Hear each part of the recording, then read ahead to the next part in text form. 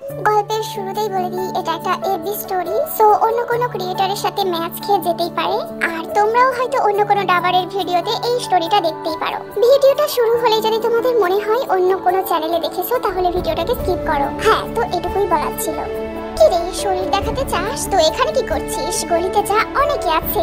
ভার্সিটির পরিবেশটা নষ্ট করিস না। অবশ্য তোদের মতো মেয়েরা এছাড়া আর কি বা পারে। জাঙ্কুক ভাইয়া, তুমি এটা কি বলছো? একদম এই ন্যাকা কান্না করবি না আমার সামনে। নিজের ওড়না যখন শরীরে রাখতে পারিস না তখন পড়েছিস কেন? জাঙ্কুক ভাইয়ার কথা শুনে নিজের দিকে তাকালাম আর দেখলাম ওড়নাটা সরে গেছে। আসলে ভাইয়া আমি খেয়াল করিনি। চুপ, একদম চুপ। একটা কথা বলে গালটা লাল করে দিব বেয়াদব মেয়ে। জাঙ্কুক ছাড়, ছেড়ে দেও। বুঝতে পারিনি হয়তো, আর বকাবকি করিস না। তেইহং যাও, তুমি ক্লাসে যাও। আমি আর এক মুহূর্ত দাঁড়ালাম না, ক্লাসে চলে আসলাম। একটা ক্লাস করে বাড়িতে চলে আসলাম। ভালো লাগছিল না ক্লাস করতে। কি রে মা, আজকে তো তাড়াতাড়ি চলে আসলি? তোর শরীর টরীর ঠিক আছে তো? খালামণি, আমি ঠিক আছি, কিছু হয়নি, এমনি ক্লাস করতে ভালো লাগছিল না তাই চলে আসলাম। ও আচ্ছা, যা তুই ফ্রেশ হয়ে নে, আমি খাবার দিচ্ছি, খেয়ে একটু ঘুমা, ঠিক লাগবে। ঠিক আছে খালামণি। রুমে চলে আসলাম। খাওয়া দাওয়া করে শুয়ে থেকে ফোন ঘাটছিলাম। এমন সময় একটা অচেনা আইডি থেকে মেসেজ আসলো। হাই। হ্যালো, কেমন আছো? ভালো, আপনি? ভালো। তো আজ ক্লাস না করেই চলে গেলে কেন? জানো তোমাকে কত মিস করছিলাম। রিপ্লাই দিতে যাব তখনই দেখি আমাকে আইডি থেকে লাথি মেরে বের করে দিল।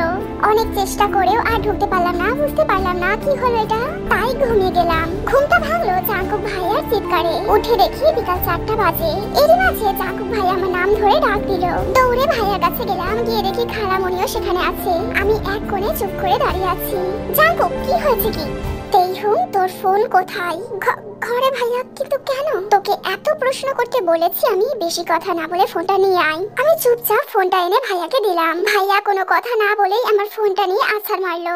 জাঙ্কুক, কি শুরু করেছো কি? হ্যাঁ, কি শুরু করেছো? নিজের যখন যা মনে হবে তাই করবে তুমি। তেইহং এর ফোনটা তুমি কেন ভাঙলে বলো, কেন ভাঙলে? আজ থেকে ও কোনো ফোন ব্যবহার করবে না। আমার যখন মনে হবে ও ফোন ব্যবহারের যোগ্য তখন আমি নিজেই ওকে ফোন কিনে দিব। কিন্তু ভাইয়া, আমার তো ল্যাপটপ নাই। আমি আমার ফোনে সব প্রজেক্টের কাজ করতাম।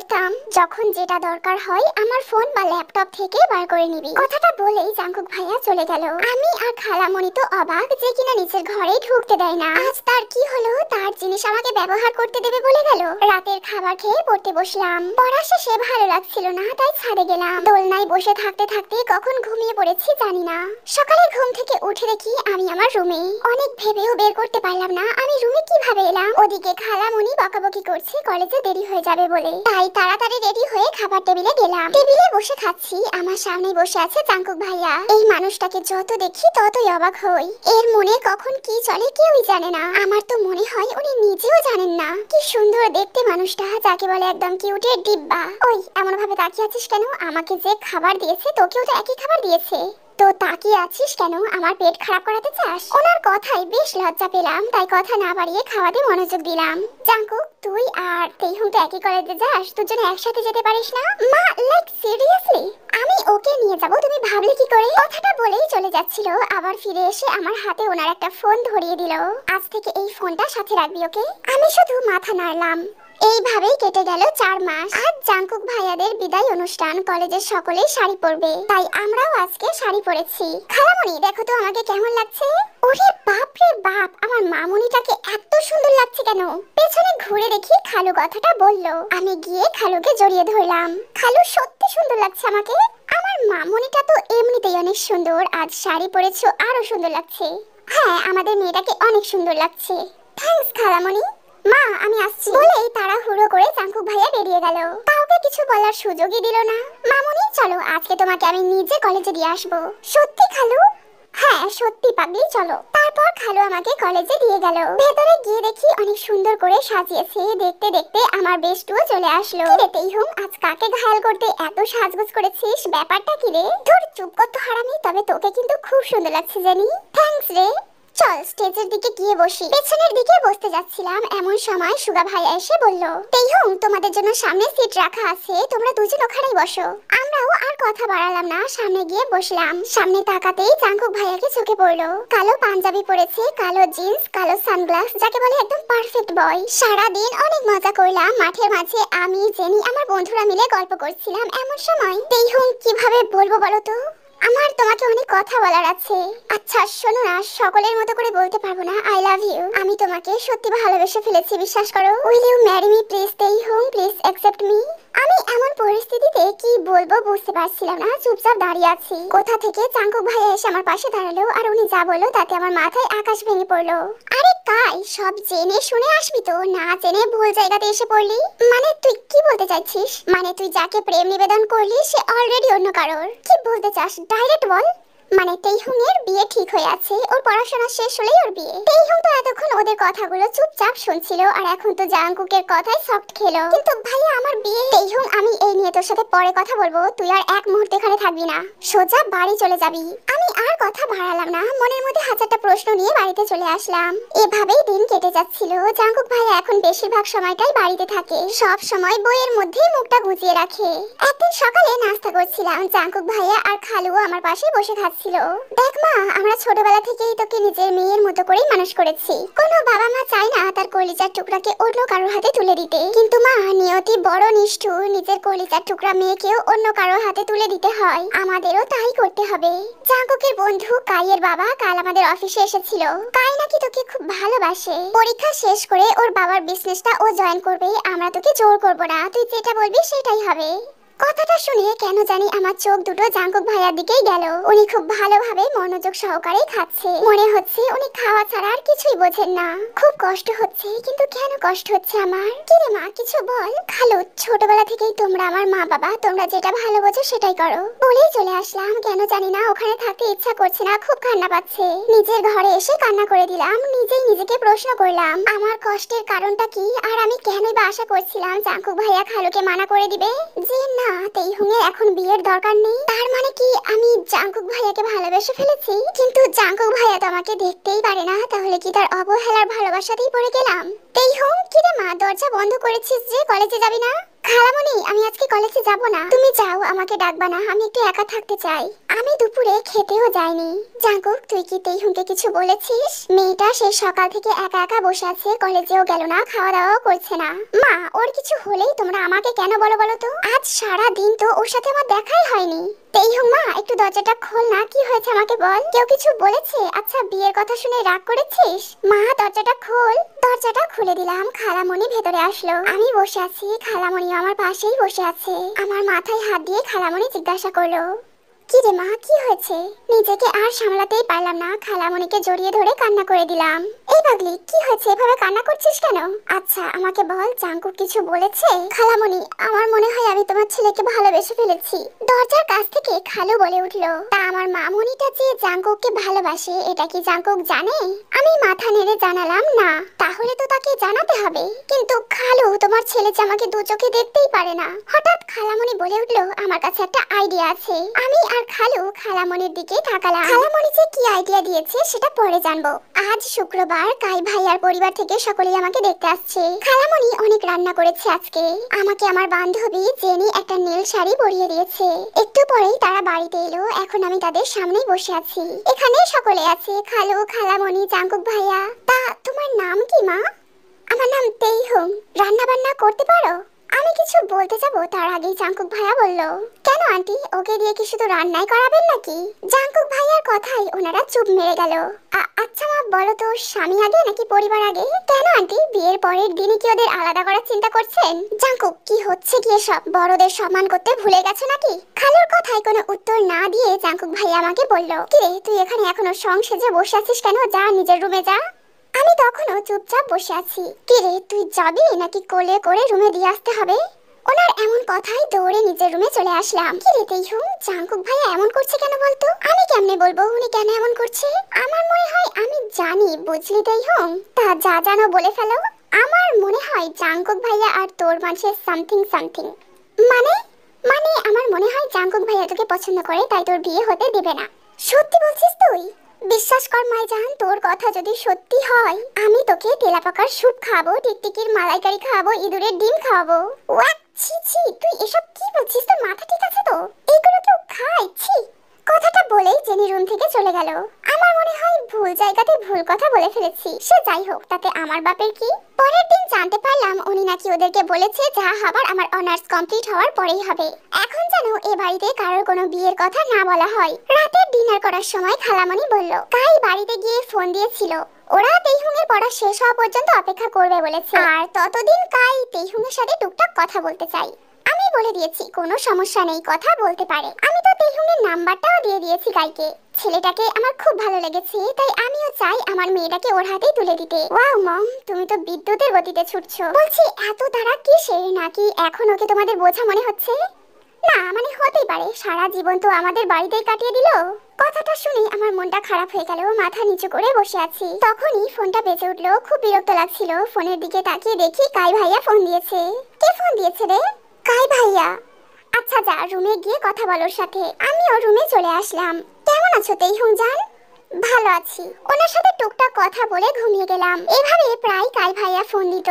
কথা বলার ইচ্ছা না থাকা সত্ত্বেও কথা বলতে হতো। একদিন রাতে শুয়ে থেকে কাই ভাইয়ার সাথে কথা বলছিলাম। লোকটা একদমই খারাপ না, মানুষকে খুব হাসাতে জানে। আমিও তার কথাই হাসছিলাম। এমন সময় জাঙ্কুক ভাইয়া আমার হাত থেকে ফোনটা কেড়ে নিয়ে ভেঙে ফেললেন। ওনাকে দেখে খুব ভয় পেয়ে গেলাম। ওনার চোখ দুটো আগুনের মতো হয়ে আছে, এমন ভাবে চেয়ে আছে যেন এখনই আমাকে কাঁচা গিলে খাবে। জাঙ্কুক ভাইয়া আমার হাত দেয়ালের সাথে চেপে ধরে বলে উঠলেন, আর কোনো দিন যদি কারোর সাথে ফোনে কথা বলতে দেখি তাহলে সেই দিনই তোর শেষ দিন। কিন্তু ভাইয়া আমি তো আমার হবুর স্বামীর সাথে কথা বলছিলাম। কথাটা শেষ করার আগেই উনি আমার ঠোঁট দুটো দখল করে নিলেন, আর সব রাগ যেন আমার ঠোঁটের উপরেই ছেড়ে দিচ্ছে। উনি হঠাৎ করে এমন করবেন আমি ভাবতেও পারিনি। আমি তো প্রায় কান্নাই করে দিলাম। কিছু সময় পরে উনি আমাকে ছেড়ে দিয়ে চলে গেল, কিন্তু যাওয়ার আগে আমাকে বলে গেল তেইহুং শুধু আমার থাকবে, অন্য কারণ না।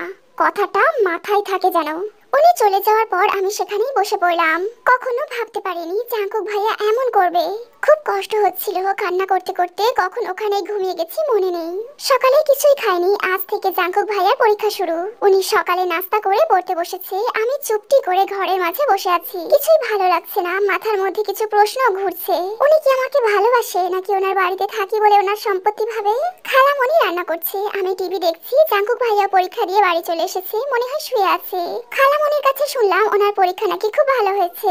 এইভাবে দেখতে দেখতে ওনার পরীক্ষাও শেষ হয়ে গেল। এর মাঝে কাই ভাইয়া মাঝে মাঝে আমাদের বাড়িতে আসতেন। আমাকে খালু ফোন কিনে দিতে চেয়েছিল, কিন্তু আমি নিইনি। আজকে জাঙ্কুক ভাইয়া রেজাল্ট দিবে, কিন্তু ওনার মাঝে বিন্দু মাত্র চিন্তা নেই।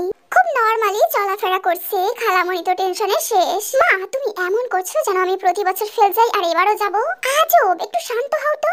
হঠাৎ কাই ভাইয়া আসলো হাতে মিষ্টি নিয়ে। কাই ভাইয়া ফার্স্ট ক্লাস পেয়েছে, সেটা শুনে তো খালামণি আরো চিন্তায় পড়ে গেল। একটু পরে ভাইয়ারও রেজাল্ট জানা যাবে। ভাইয়াও খুব ভালো রেজাল্ট করেছে, উনিও ফার্স্ট ক্লাস পেয়েছে।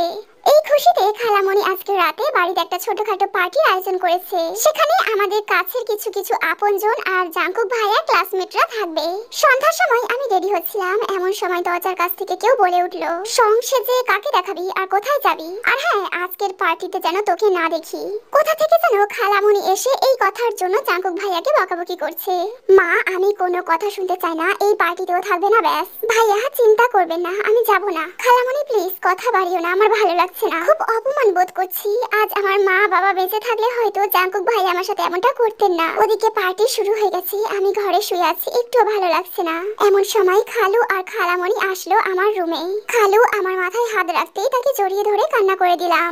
আচ্ছা তোমরাই বলো তো, আমি কি এতটাই খারাপ যে আমাকে একটু ভালোবাসা যায় না?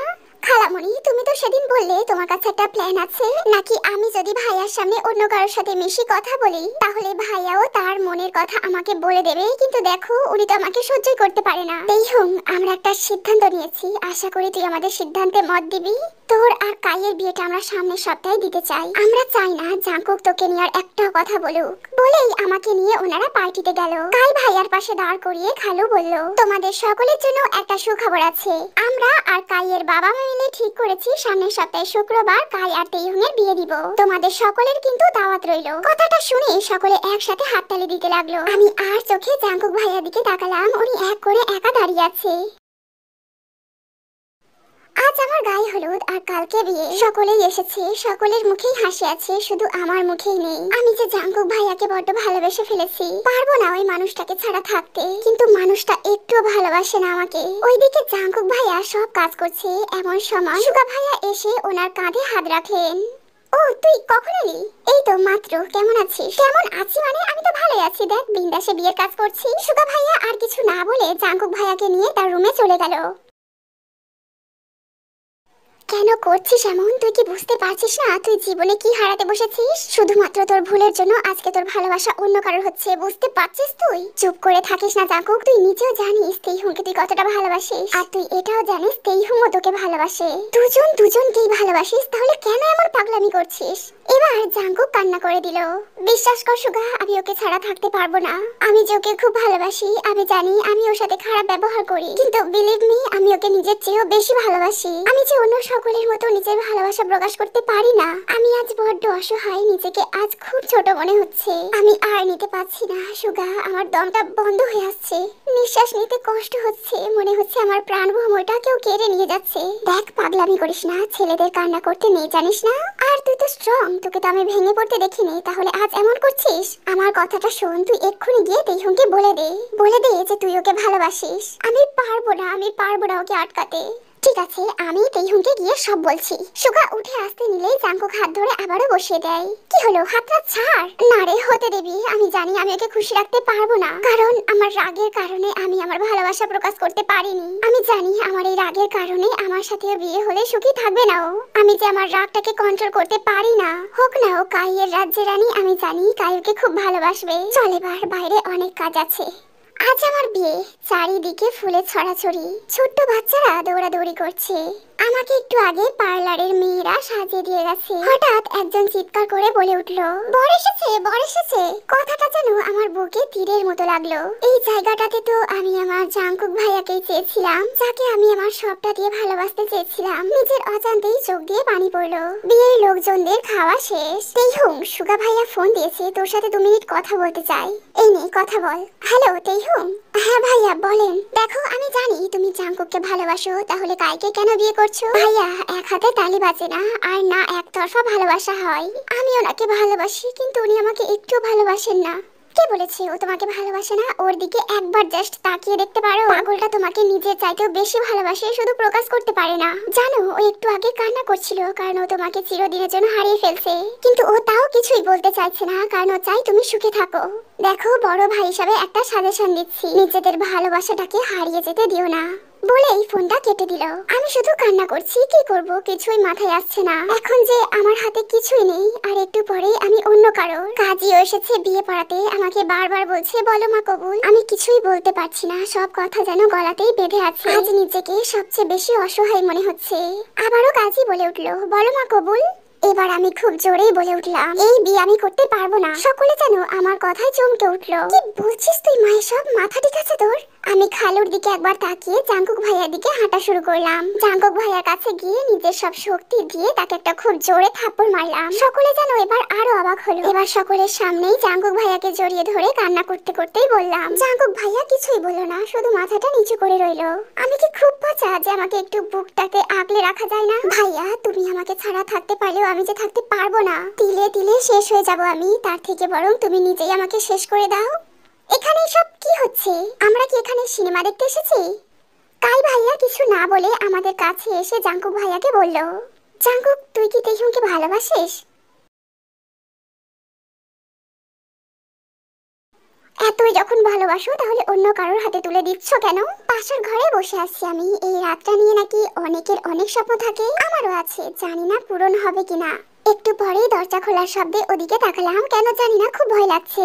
এমন কেন করলি তেইহুং? হ্যাঁ আমার বিয়ে জাঙ্কুক ভাইয়ার সাথেই হয়েছে। কাই ভাইয়া যখন জাঙ্কুককে প্রশ্ন করলো উনি কোনো কথাই বলেননি। তখন কাই ভাইয়া বলেছিল তার মানে তেইহুং যা বলছে সব সত্যি। তারপরে এক প্রকার জোর করে কাই ভাইয়া আমার আর জাঙ্কুক ভাইয়ার বিয়েটা দিয়েছে, কারণ কাই ভাইয়ার বাবা অনেক ঝামেলা করেছিল। তখন কাই ভাইয়া খুব সুন্দর ভাবে তার বাবাকে বলল, বাবা জোর করে হয়তো আমি তেইহুংকে বিয়েটা করতে পারবো, কিন্তু বিয়ের পরে কি আমি তেইহুংকে সুখী রাখতে পারবো, নাকি তেইহুং সুখে থাকতে পারবে বলো? আর নাহি জাঙ্কুক ভালো থাকবে, কারণ ওরা দুজন দুজনকে ভালোবাসে, আর আমার ভালোবাসাটা একতরফা ভালোবাসা দিয়ে আমি 3টে জীবন নষ্ট করতে পারবো না বাবা।